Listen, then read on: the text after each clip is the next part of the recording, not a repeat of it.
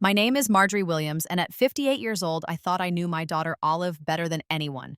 After raising her alone since her father left when she was 8, I'd saved $100,000 to help her and her husband Grant buy their dream home.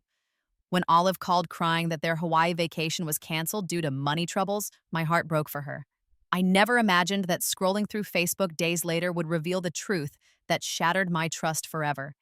If you're watching this video, please like and subscribe and let me know in the comments where you're watching from.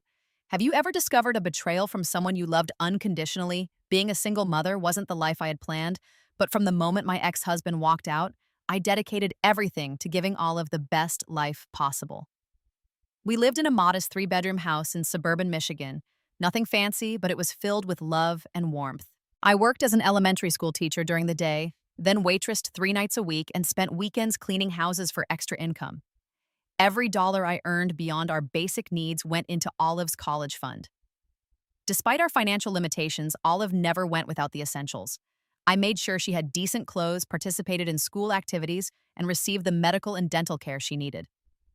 The sacrifice was worth it to see her flourish. Even as a child, Olive showed remarkable intelligence and determination. She excelled in school, particularly in mathematics and sciences. Teachers constantly praised her analytical mind and problem-solving abilities. Olive was a loving child with a bright smile that could light up a room. She had this endearing habit of leaving little notes for me to find when I returned home exhausted from my second job. Simple messages like, "You're the best mom ever," or drawings of the two of us holding hands. Those notes kept me going during the hardest times.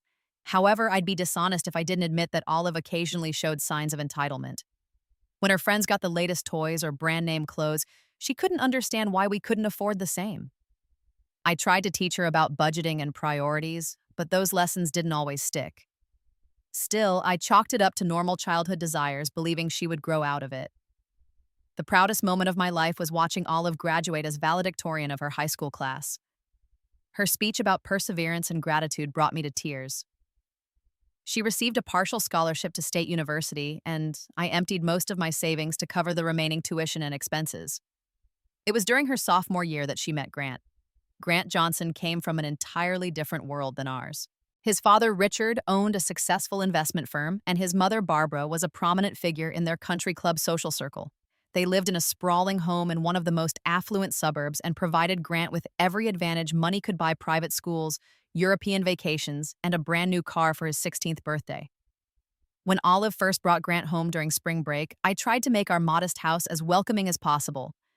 I prepared my special pot roast and apple pie, cleaned until everything sparkled, and even bought new placemats for the dining table. Grant was polite, but I noticed how his eyes took in our worn furniture and outdated kitchen, with barely concealed judgment. The first time I met Grant's parents was at a restaurant they selected where the menu had no prices listed. Barbara Johnson wore more jewelry to dinner than I owned in total, and Richard spent most of the evening talking about their recent trip to the Maldives. When conversation turned to my career, Barbara remarked, "Teaching is such a noble profession. We've always told Grant to follow his passions, but we're fortunate he won't have to worry about a teacher's salary." Her smile seemed genuine, but the comment stung nonetheless. Olive and Grant married the summer after their graduation. The wedding, paid for entirely by the Johnsons, was an elaborate affair at a vineyard estate with over 300 guests. I contributed what I could, mainly by handling small details and helping with DIY projects, but I felt increasingly invisible as Barbara took charge of most decisions. After the wedding, I noticed subtle changes in Olive. Our weekly phone calls became less frequent. When we did speak, her conversations revolved around renovation projects for their apartment-exclusive restaurants they'd visited or vacation plans with the Johnsons. The Olive, who once expressed gratitude for small gestures, now seemed disappointed by anything less than extravagance. Despite these changes, I maintained our relationship with unconditional love. I sent care packages with homemade cookies, remembered important dates with thoughtful cards, and always made myself available when she needed advice or support. I believed that underneath the new designer clothes and sophisticated haircut, my compassionate daughter still existed. As for me, I continued teaching until my retirement at 55. After 30 years in education, I had accumulated a modest pension and savings. I lived comfortably, but simply focusing my financial priorities on building an emergency fund and setting aside money to help Olive someday. I had no way of knowing how soon that day would come or how dramatically it would change our relationship forever. After 5 years of marriage, Olive and Grant began talking seriously about buying their first home. Despite both having successful careers, Grant as a financial analyst and Olive in digital marketing, they claimed to be struggling to save for a down payment in the upscale neighborhood they desired. Mom, you wouldn't believe the houses in Lakeside Heights, Olive gushed during one of our phone calls. There's this gorgeous colonial with a sunroom and backyard that would be perfect for when we have kids someday. It sounds lovely, honey, I replied. What's the price range in that area? There was a slight pause before she answered. The one we love is $850,000. I know it sounds like a lot, but Grant says it's an investment. Property values in that neighborhood have increased 15% in just 3 years. I nearly choked on my tea. The amount was more than 4 times what my house was worth. That's certainly a significant investment. Will your salaries support that kind of mortgage? Well, that's the thing, Olive said, her voice dropping slightly. We have good incomes, but with student loans, car payments, and just the cost of living these days, saving for the down payment has been really difficult. We've calculated that we need at least $100,000 for the down payment to make the monthly payments manageable. I could hear the hopeful expectation in her voice. For years, I had mentioned wanting to help her financially when the time was right.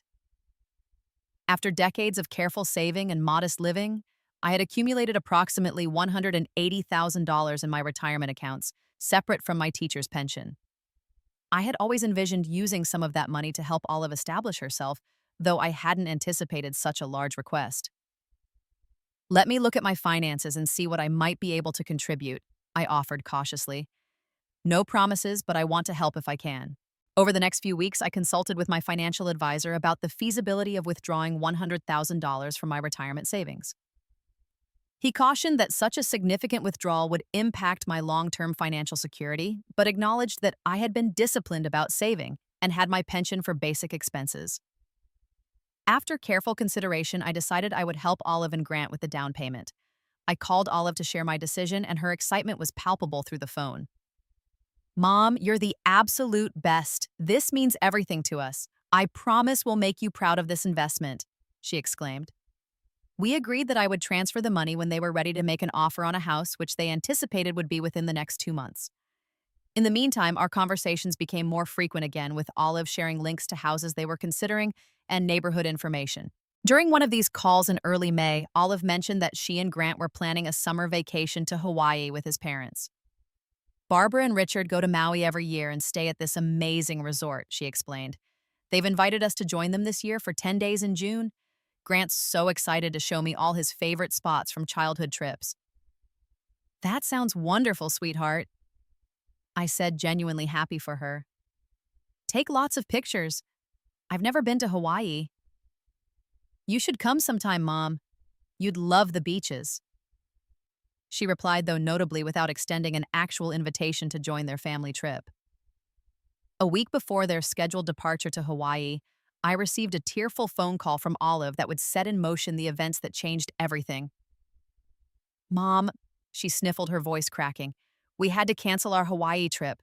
We're having some financial issues right now, and we just can't justify the expense, even though Grant's parents offered to cover the resort. My heart immediately went out to her. Oh, honey, I'm so sorry. What kind of financial problems? Is everything okay with your jobs? Everything's fine, just some unexpected expenses came up. Grant's car needed major repairs, and we had a plumbing emergency in the bathroom, she explained vaguely.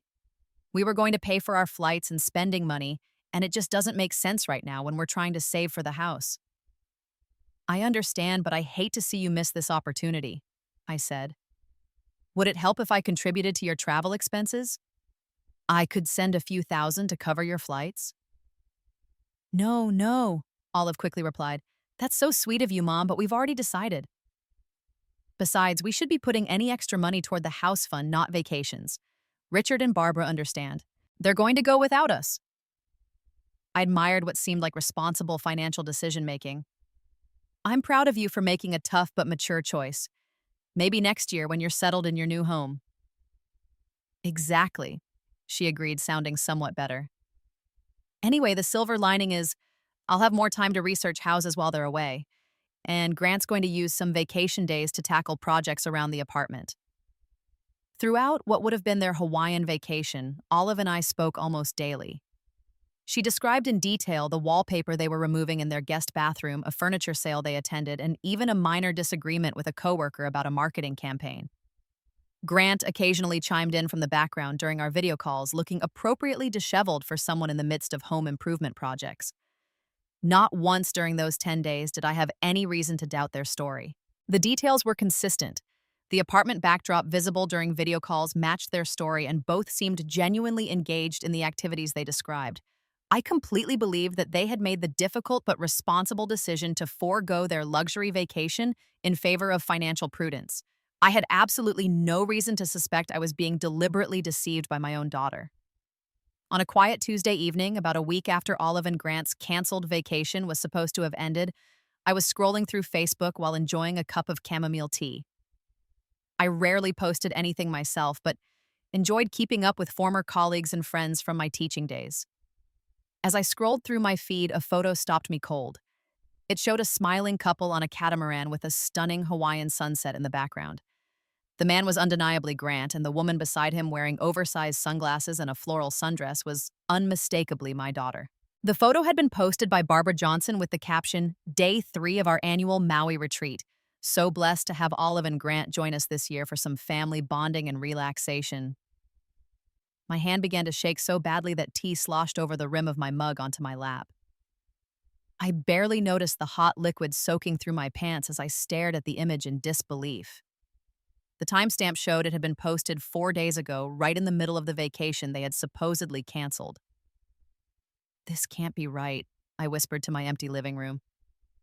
Perhaps it was an old photo that Barbara had just decided to share, but the caption specifically mentioned this year. Maybe there was some explanation, some misunderstanding. With trembling fingers, I clicked on Barbara's profile. What I found demolished any hope of an innocent explanation. There were dozens of photos documenting their Hawaiian vacation, all posted over the past week. Olive and Grant at a luau, their faces illuminated by tiki torches. The four of them enjoying tropical drinks on a pristine beach. A selfie of Olive in a snorkel mask with colorful fish visible in the background. One photo showed the four of them holding up glasses of champagne at a restaurant called Oceans 21, with Barbara's caption, "Celebrating our last night in paradise with a dinner at Maui's most exclusive restaurant, 3-month waiting list, but Richard knows the owner." The physical reaction hit me all at once. My stomach lurched violently, and I barely made it to the bathroom before becoming ill. As I knelt on the cold tile floor, my mind raced with confusion and disbelief. Why would Olive lie about something so elaborate and unnecessary?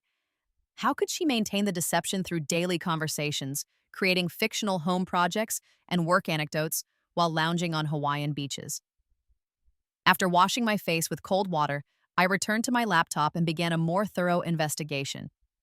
I checked Olive's own social media accounts and found them conspicuously silent for the past 2 weeks, no posts or updates of any kind. This absence now seemed calculated rather than coincidental. I found myself clicking through every single photo from the trip that Barbara had posted or been tagged in. There were at least 60 images documenting their luxury vacation helicopter tours of waterfalls, private cabanas at the resort pool, sunset, dinner cruises. In every image, Olive and Grant looked carefree and happy, without the slightest hint of financial concern. In one particularly painful image, Olive was photographed shopping in what appeared to be an upscale boutique, multiple bags from designer stores visible at her feet. Barbara's caption read, "Retail therapy with my fabulous daughter-in-law Grant, says we're terrible influences on each other." I tried desperately to find some rational explanation. Perhaps they'd received an unexpected windfall. Maybe Grant's parents had decided to cover all expenses at the last minute, but nothing could explain the elaborate web of lies Olive had constructed during our daily conversations. The fictional home projects and work anecdotes she'd shared while actually relaxing on tropical beaches. With hands still shaking, I called my closest friend Susan, needing someone else to validate what I was seeing. "Susan, I need you to look at something," I said when she answered. "I'm sending you a link to some Facebook photos. Tell me if I'm losing my mind." A few moments after I texted her the link, Susan gasped, "Is that Olive in Hawaii? But didn't she tell you they canceled that trip?" "Yes," I whispered, tears finally spilling down my cheeks. She called me crying about financial problems. We've talked almost every day while she was supposedly home working on their apartment. Oh, Marjorie. Susan's voice softened with compassion. This is beyond a white lie. This is. I don't even know what to call this. I keep thinking there must be some explanation. I said desperately, wanting to find a reason that wouldn't shatter my trust in my daughter. What possible explanation could there be for lying about an entire vacation? Susan asked gently, especially with all those detailed stories about what they were doing instead. She was right, of course.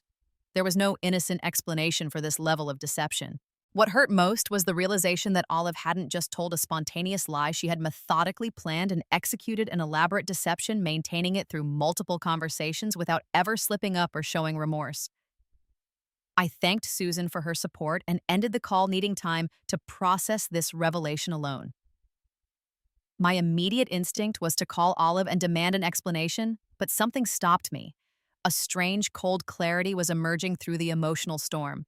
If Olive could lie so convincingly about something as unnecessary as a vacation, what else might she be dishonest about? And how should this affect my promise to give them $100,000? I decided not to confront her immediately. Instead, I would wait and watch, try to understand the full extent of the deception before determining how to respond. This wasn't just about a vacation anymore. This was about trust, respect, and whether I truly knew my daughter at all. The next few days passed in a blur of sleepless nights and emotional turmoil.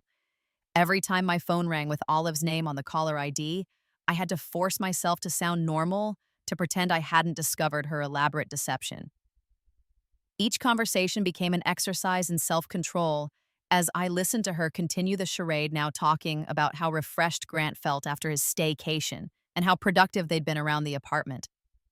During one particularly difficult call, Olive casually mentioned, "Grant and I were thinking of inviting you over for dinner next weekend to show you all the improvements we've made." The casual addition of new lies upon existing ones made my stomach turn, but I agreed to the invitation, knowing it would give me an opportunity to observe their behavior more closely.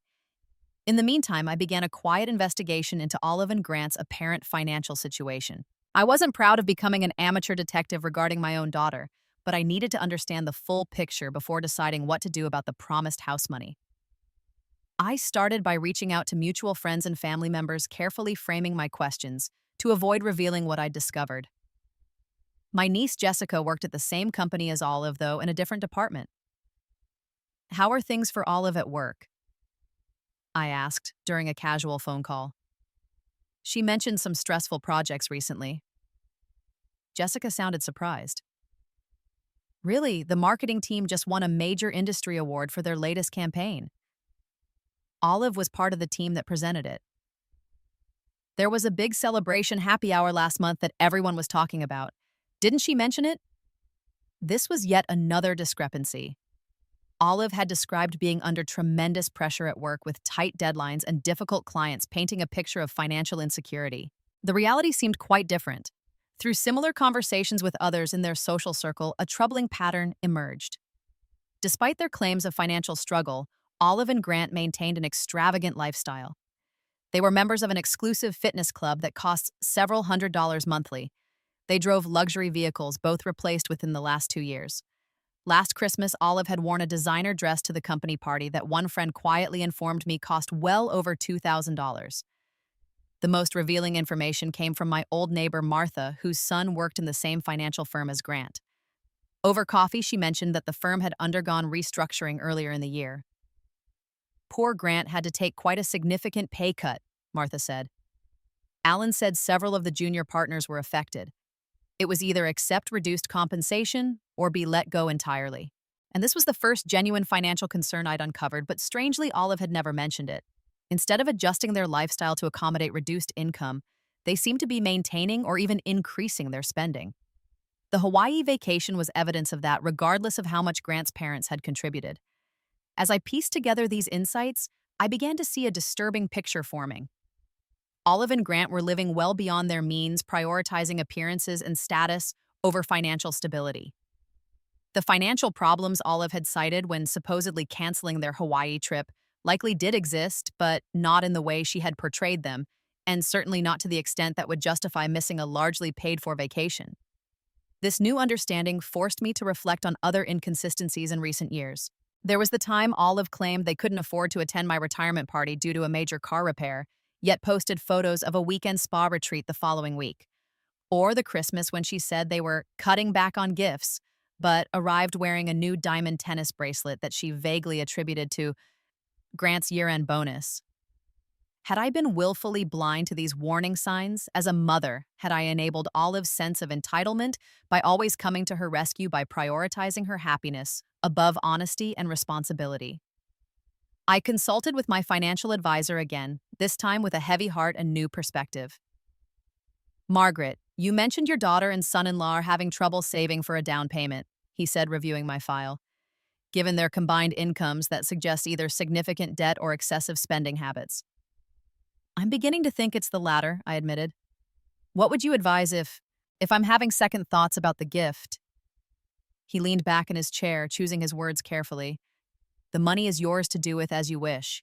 But speaking purely financially, giving such a large sum to individuals who haven't demonstrated sound financial management could be problematic.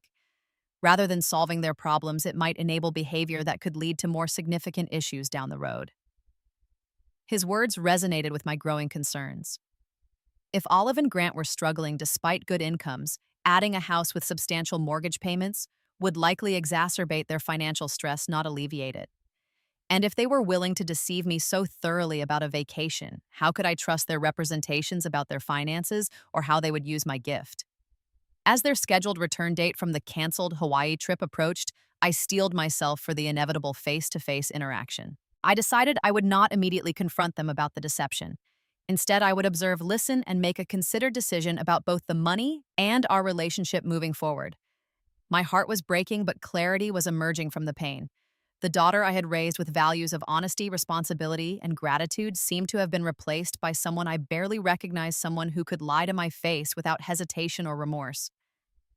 I needed to understand why before I could decide how to respond. 1 week after Olive and Grant had officially returned from their non-canceled Hawaiian vacation, they invited me to dinner at their apartment to discuss something important. Though they didn't explicitly mention the house down payment, the implication was clear in Olive's voice when she called with the invitation. "We have some exciting news to share, Mom," she said with barely contained enthusiasm. "And we want to celebrate with you. Grant's making his famous ribeye steaks." I arrived at their luxury apartment building at precisely 7 o'clock, a bottle of moderately priced wine in hand. The doorman greeted me by name, having seen me on previous visits, and directed me to the elevator. As I ascended to the 12th floor, I tried to calm my racing heart and maintain my composure. Tonight would require all my acting abilities to hide what I knew until the right moment. Olive answered the door wearing an elegant black dress that looked brand new, her hair freshly highlighted and styled. "Mom, you look great," she exclaimed, embracing me with a cloud of expensive perfume. I returned the hug stiffly, struggling to reconcile this beaming woman with the daughter who had methodically deceived me. Their apartment was immaculate, with no sign of the renovation projects Olive had described in detail during our conversations while she was actually in Hawaii. The guest bathroom, that supposedly had wallpaper removed, showed no evidence of recent work. The living room furniture that she claimed they had rearranged was in the exact same configuration as my last visit months ago. Grant emerged from the kitchen in a crisp, button-down shirt and designer jeans, a cocktail shaker in his hands. "Marjorie, perfect timing. I just finished making my signature martinis." He kissed my cheek and guided me to their balcony with its impressive city view. "How about a drink before dinner?" I accepted the martini, noticing the expensive new outdoor furniture that certainly didn't suggest financial hardship. We made small talk about the weather, local news, and my garden, while I searched their faces for any sign of discomfort or guilt. There was none. They were completely at ease with their deception. As we moved inside for dinner, I noted the elaborate table setting with what appeared to be new china and crystal stemware.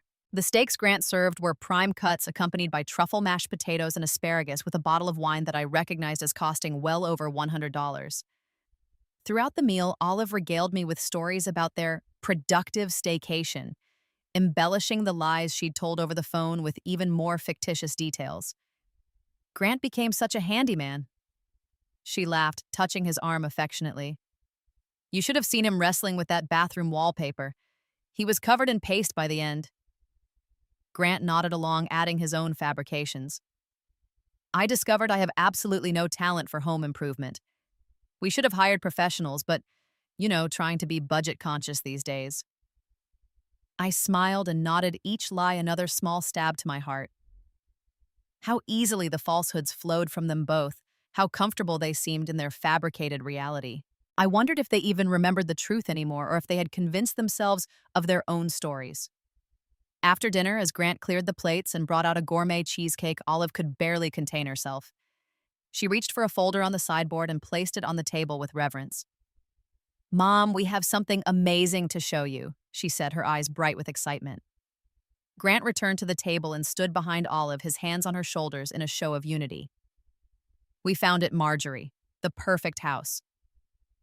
Olive opened the folder to reveal professional photographs of a stunning colonial-style home with immaculate landscaping and an impressive facade. It's in Lakeside Heights on Oakmont Drive. 4 bedrooms, 3.5 baths, a finished basement, and the most gorgeous sunroom you've ever seen. She flipped through the photos, pointing out features with increasing enthusiasm, from the gourmet kitchen with marble countertops to the master suite with a spa-like bathroom. The house was undeniably beautiful and clearly very expensive. "It just came on the market last week and there's already multiple interest," Grant added. "But our realtor thinks if we can make a strong offer immediately, we have a good chance. The sellers are motivated because they're relocating for work." Olive turned to me, her expression suddenly serious. "Mom, it's listed at $920,000. We've been pre-approved for a mortgage, but we need to act fast." Grant cleared his throat. "Which brings us to the down payment we discussed. We'll need to submit the offer with proof of funds by the end of the week to be competitive." "We were hoping," Olive continued, reaching for my hand across the table, "that you might be ready to transfer the $100,000 you promised. It would make all the difference for our offer." The directness of their request, coming after weeks of elaborate lies, was breathtaking in its audacity. They showed no hesitation, no embarrassment about asking for such a substantial sum while sitting among the trappings of their already expensive lifestyle. "I see," I said carefully, taking a sip of water to collect my thoughts. "The house is beautiful. When did you first tour it?" "Last Thursday," Olive replied, "the day after we got back from our staycation. It was the first house we saw and we just knew immediately it was the one." I nodded slowly. "And you're certain you can afford the monthly payments? $920,000 is a significant mortgage." Grant straightened his shoulders confidently. "We've done all the calculations. With your generous down payment gift, the monthly payments will be tight but manageable. And my year-end bonus should help with furnishing costs." Plus, Olive added, "Barbara and Richard have offered to help with closing costs as their contribution. They're so excited for us to be in a proper house finally." I looked around their luxury apartment, at the expensive furnishings and artwork, at the remains of our gourmet dinner, and finally at the expectant faces of my daughter and son-in-law. In that moment, the accumulated weight of their deception became unbearable. "Before I make any decisions about the money," I said quietly, "there's something I need to ask you both." Olive's smile faltered slightly. "Of course, Mom. What is it?" I met her eyes directly. "How was Hawaii? I heard the weather was perfect this time of year." The color drained from Olive's face. Grant's hand tightened visibly on her shoulder. For several seconds, the only sound in the apartment was the ticking of their designer wall clock. "What?" Olive finally managed, her voice barely a whisper. "Hawaii." I repeated, my voice steadier than I felt. "I saw Barbara's Facebook photos. The sunset catamaran cruise looked particularly lovely." Grant recovered first, his expression shifting to defensive irritation. "Marjorie, I can explain." "Can you?" I interrupted, surprising myself with my calmness. "Can you explain why my daughter called me in tears about canceling a vacation due to financial problems, then spent 10 days lying to me about home renovation projects while actually enjoying a luxury resort in Maui?" Olive's eyes filled with tears. "Mom, we didn't want you to feel bad that you weren't invited. Barbara and Richard had specifically planned it as a family thing, just the 4 of us." The absurdity of her explanation stunned me into momentary silence. When I found my voice again, it was tight with restrained anger. So, rather than simply saying it was a trip with Grant's parents, you invented financial problems, canceled a non existent trip, and created elaborate daily lies about what you were doing instead. Grant attempted damage control. It wasn't about the money, Marjorie. My parents paid for everything, the resort meals activities. It didn't cost us anything. Except your integrity, I replied, my disappointment overwhelming. And my trust. Olive began crying in earnest now. Mom, you're making this into something bigger than it is. It was just a little white lie to spare your feelings. A little white lie? I echoed in disbelief. Olive, you maintained this deception for weeks. You invented detailed stories about work stress and home projects. You called me every day with new fabrications while lounging on beaches and taking helicopter tours. I stood up from the table, no longer able to sit across from them. And now, after all that, you're asking me for $100,000 without the slightest acknowledgement of how deeply you've betrayed my trust. Mom, please, Olive pleaded, mascara streaking down her cheeks. The house has nothing to do with the vacation. You promised to help us. Yes, I did, I agreed, gathering my purse. And promises should mean something. I need some time to think about all this. I'll let you know my decision about the money soon. As I moved toward the door, Grant called after me, his tone incredulous. You're not seriously reconsidering because of one little vacation, are you? That's completely unreasonable. I turned back to face them both. What's unreasonable is expecting someone to give you $100,000 after demonstrating that you can't be trusted to tell the truth about even the smallest matters. Good night. As the elevator descended to the lobby, my hands were shaking, but my mind was surprisingly clear. The confrontation had been painful but necessary, revealing not just the extent of their deception, but their complete lack of remorse or understanding of its significance. I stepped out into the cool evening air, uncertain about what came next, but knowing with absolute certainty that my relationship with my daughter would never be the same again. The drive home from Olive and Grant's apartment was a blur. My hands gripped the steering wheel so tightly my knuckles turned white, and though I navigated the familiar streets automatically, my mind was racing with the implications of what had just transpired.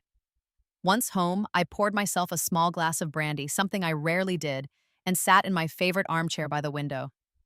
The house felt unusually quiet and empty, the solitude both a comfort and a reminder of my isolation in this crisis.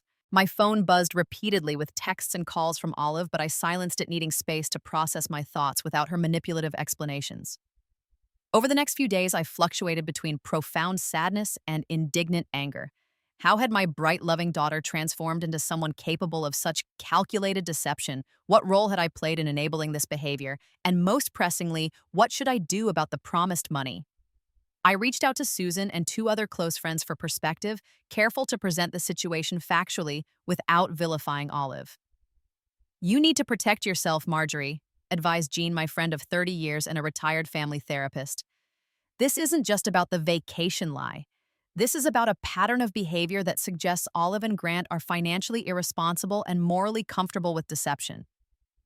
My friend Thomas, a widower whose own son had struggled with addiction, offered a different perspective. Sometimes the hardest parenting happens when our kids are adults. Setting boundaries isn't punishment, it's love in its most mature form. On the third day after our confrontation, I received a call from Barbara Johnson. I nearly declined it, but curiosity won out. Marjorie, she began without preamble. I understand you're upset about a misunderstanding regarding our Hawaii trip. Olive is absolutely devastated by your reaction. I took a deep breath. Barbara, with all due respect, deliberately lying to me for weeks about their whereabouts and activities goes beyond a misunderstanding. Oh, Marjorie, she replied with unmistakable condescension. Young couples need privacy and independence. Olive was just trying to avoid hurting your feelings about a family vacation. Surely you're not going to withhold help with their house over something so trivial. Her dismissive attitude clarified something important for me. In Barbara's world, perhaps casual deception was acceptable, a social lubricant that maintained appearances and avoided uncomfortable conversations. That was not the value system I had tried to instill in my daughter, nor was it one I could accept. I'm still considering what's best for everyone involved, I replied neutrally. Thank you for your call, Barbara. After hanging up, I sat at my kitchen table with a legal pad and began methodically analyzing the situation. If I gave Olive and Grant the money as promised, what message would that send? That deception had no consequences, that I valued maintaining peace over honesty and respect. And practically speaking, would a house with substantial mortgage payments help or harm their already precarious financial situation? I spent hours researching online about setting healthy boundaries with adult children and the difference between supporting and enabling. One article particularly resonated with me. Sometimes the most loving gift a parent can give is allowing their adult child to experience the natural consequences of their choices. By the end of the week, I had reached a decision that felt both painful and necessary. Rather than simply refusing their request, I wanted to offer Olive something more valuable than money, an opportunity for growth, accountability, and rebuilding our relationship on a foundation of honesty. I purchased several books about financial responsibility and healing family relationships. I printed copies of some of Barbara's Hawaii photos as tangible evidence of the deception. Finally, I wrote and rewrote a heartfelt letter explaining my decision and my hopes for our future relationship. I placed these items in a decorative box that had once contained Olive's childhood keepsakes, adding a symbolic layer of meaning to my gift. The box represented both our shared past and the potential for a more authentic future relationship. With everything prepared, I texted Olive asking to meet at the local park the following afternoon. I specified that I wanted to see her alone without Grant present. She agreed immediately, likely hoping I had reconsidered about the money. As I prepared for our meeting, I felt an unexpected sense of calm. For perhaps the first time since discovering the deception, I was acting from conviction rather than reaction, from love rather than hurt. Whatever the outcome, I would know I had made a principled decision in my daughter's best interest, even if she couldn't see it that way initially. The morning of our meeting dawned clear and bright, a beautiful early summer day. I placed the gift box carefully in my car and drove to the park, arriving early to collect my thoughts on a bench near the duck pond where I had brought Olive countless times during her childhood. The symmetry felt appropriate as I prepared to deliver a difficult but necessary lesson to my adult daughter. I arrived at Riverside Park 30 minutes early, finding a quiet bench overlooking the pond where Olive and I had fed ducks throughout her childhood. The gift box sat beside me, its weight seeming far greater than its physical contents. At precisely 1 o'clock, I spotted Olive walking along the path, designer sunglasses hiding her eyes, her posture tense. "Hi, Mom," she said cautiously, sitting beside me but maintaining distance. Her voice lacked its usual confidence. "Thanks for meeting me." I noticed immediately that she had dressed more conservatively than usual, wearing simple jeans and a sweater, rather than her typical designer outfits. This calculated choice confirmed my suspicion that she was approaching this meeting strategically, presenting herself as the modest, reasonable daughter, hoping to soften my resolve. "How have you been?" I asked, genuinely concerned despite everything. "Honestly, terrible," she replied, removing her sunglasses to reveal reddened eyes. "I haven't slept well since our dinner. Grant and I have argued constantly. And worst of all, I know I've disappointed you deeply." Her words sounded rehearsed, but the emotion behind them seemed genuine. I waited, letting the silence encourage her to continue, rather than rushing to fill it with forgiveness or accusations. "I know what I did was wrong," she continued. "Lying about the vacation was stupid and unnecessary. I got caught up in this ridiculous story and then couldn't figure out how to backtrack." "Why did you lie in the first place, Olive?" I asked softly. "Why not simply say you were going with Grant's parents?" She stared at the ground. "It sounds so petty now. Barbara made this big deal about it being a family-only trip. When I mentioned possibly inviting you, she said something about the resort bungalows being perfectly sized for just 4 people and how the trip was about bonding with their son and daughter-in-law." She kicked at a pebble with her shoe. "I felt caught between you both. Then Grant suggested saying we weren't going at all, and somehow that seemed easier than admitting you weren't welcome. And the elaborate stories about home renovations and work stress." She winced visibly. "Once the lie started, it just grew. Each day I had to create new details to keep it consistent. Grant thought it was amusing, like a game." Her voice broke slightly. I know now how hurtful and disrespectful it was. I studied my daughter's face, searching for the authentic remorse behind the convenient narrative. There was genuine distress there, but I sensed it was more about the consequences of being caught than true understanding of the trust that had been broken. Olive, I said finally, what hurts most isn't that you went on vacation without me. It's that you were comfortable lying to me repeatedly, elaborately, without apparent guilt until you were caught. And even then, your first instinct wasn't to apologize, but to minimize and justify. She nodded miserably. I know, I've been thinking about it constantly. I promise I'll never lie to you again about anything. I'll be completely transparent about our finances, our plans, everything.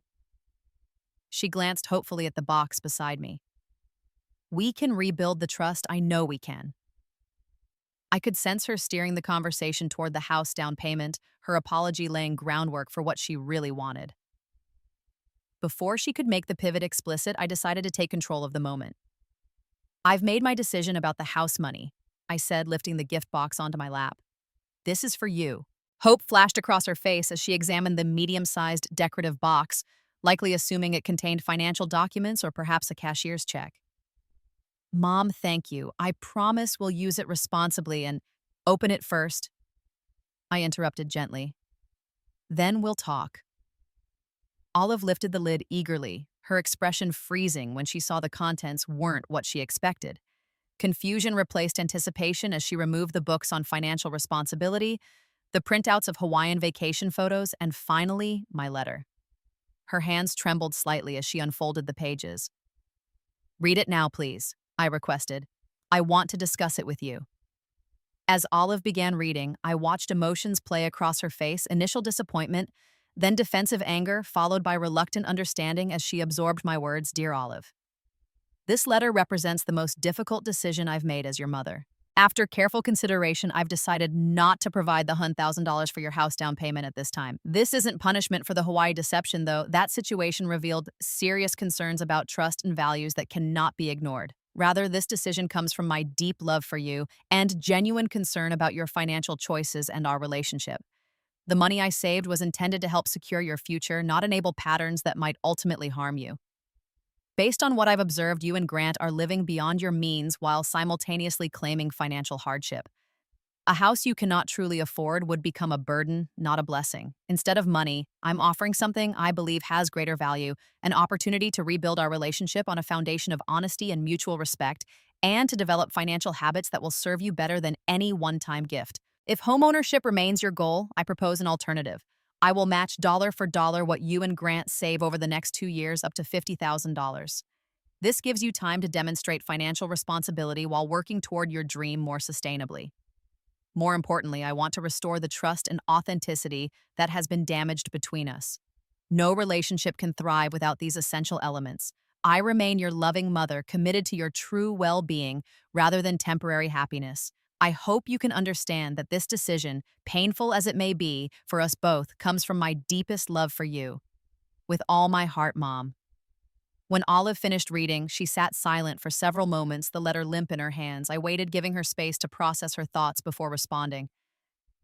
So that's it, she finally said, her voice tight with suppressed emotion. You're just backing out of your promise?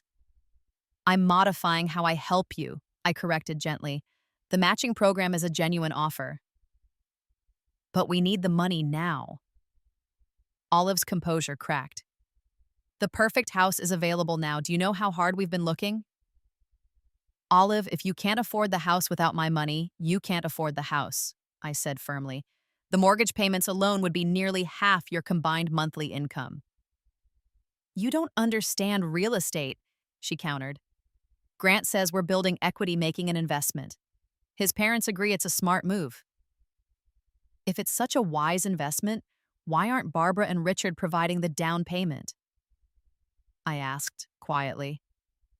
This question struck a nerve.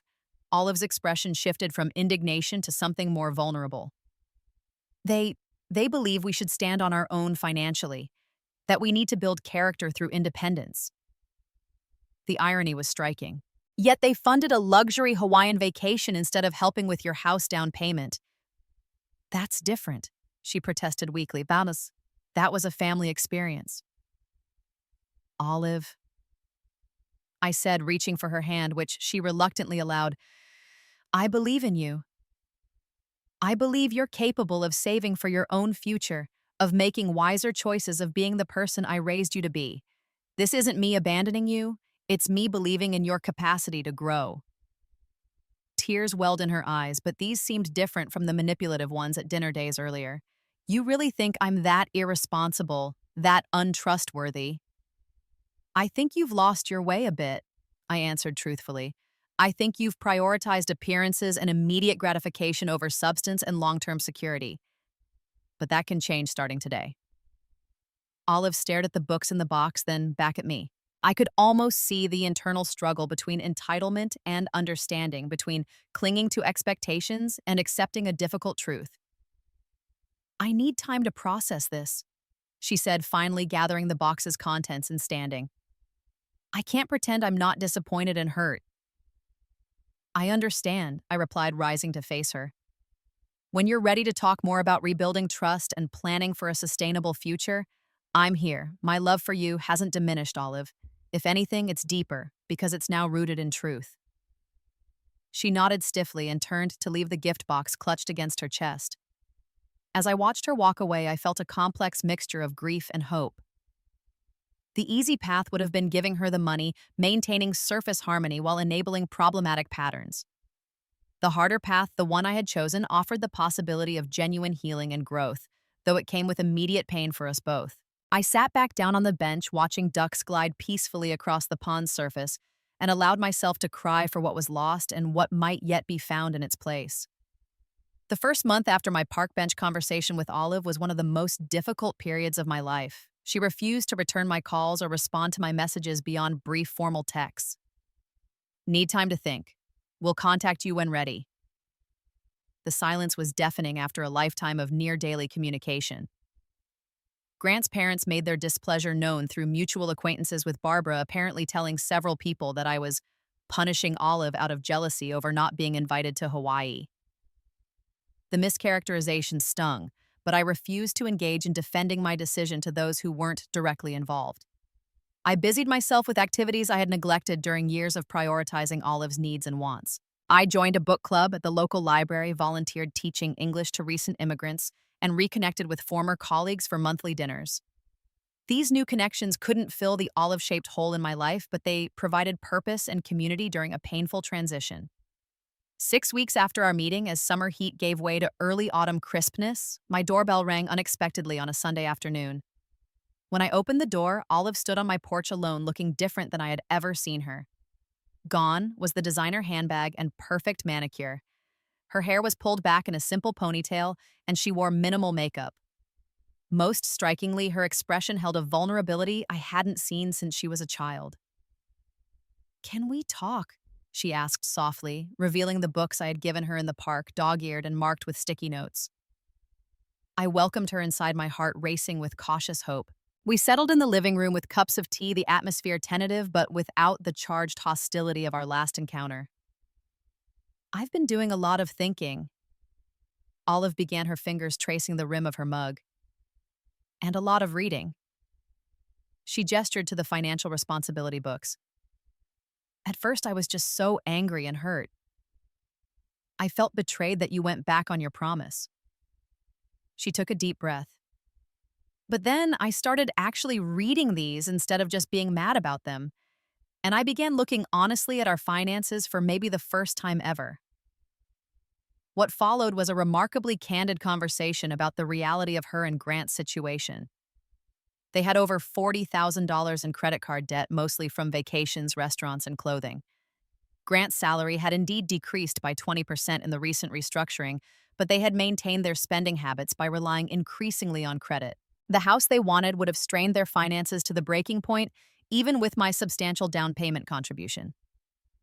The worst part, Olive admitted, tears welling in her eyes, was realizing how much our lifestyle has been about impressing others rather than what actually makes us happy. I keep buying things I don't need with money. I don't have to impress people I don't even particularly like. I reached across and squeezed her hand, my own, eyes misting with emotion. "That's a powerful realization, sweetheart." Grant and I have been fighting constantly since your decision, she continued. At first, we were united in feeling angry at you, but then I started questioning everything about how we've been living, and he wasn't ready for that conversation. She explained that they had sought help from a financial counselor who had bluntly confirmed what my gift box had suggested. They were on an unsustainable path. The counselor had helped them create a debt repayment plan and realistic budget, which required significant lifestyle changes. We've canceled our country club membership, listed Grant's luxury car for sale, and I've stopped buying designer everything, Olive said with a self-deprecating laugh. Barbara thinks we've lost our minds. She actually sent me links to therapy resources as if financial responsibility is a mental illness.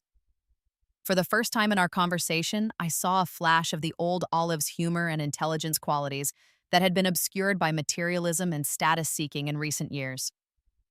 How is Grant handling these changes? I asked, concerned about the pressure she might be under from both husband and in-laws. It's been hard, she admitted. He was raised believing that certain appearances are non-negotiable. But seeing everything laid out in black and white by the financial counselor was a wake-up call for him, too. And honestly, his parents' disapproval has actually strengthened our resolve in a weird way. It's become about our independence as a couple, not just our finances. We talked for hours that afternoon, moving from finances to deeper topics of values, authenticity, and the kind of life that truly brings fulfillment. Olive acknowledged how the deception about Hawaii reflected a pattern of prioritizing appearances over integrity that had gradually infected much of her life. I don't even recognize who I became, she said softly.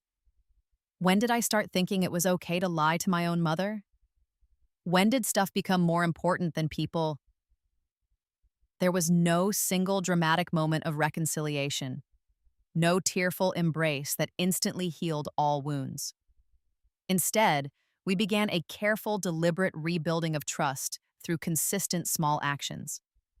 Olive started visiting weekly for simple home-cooked dinners. She shared honest updates about their financial progress and setbacks. Most importantly, she demonstrated a willingness to be vulnerable and authentic rather than presenting a carefully curated image.